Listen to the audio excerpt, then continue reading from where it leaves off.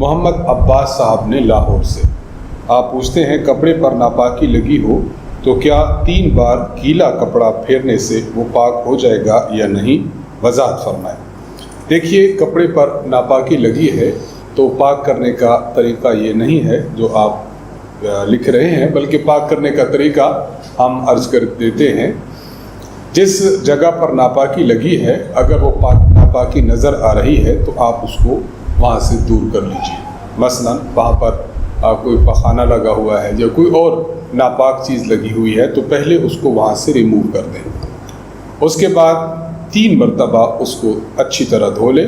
پہلی مرتبہ دھو لیں، اس کو رگڑ بھی لیں اور اس کو نچوڑ لیں۔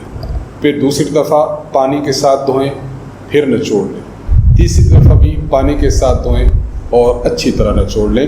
اس طرح نچوڑنے سے یہ کپڑا پاک سمجھا جائے گا۔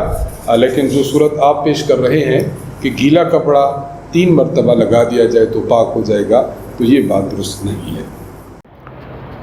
جو احباب ہمیں اپنے سوالات بھیجنا چاہیں، ہمارا ای میل ایڈریس نوٹ فرمائیں: markaz.edu87@gmail.com۔ اردو زبان میں اپنا سوال لکھ بھیجیے، انشاءاللہ مرکز کی جانب سے اس کا جواب دے دیا جائے گا۔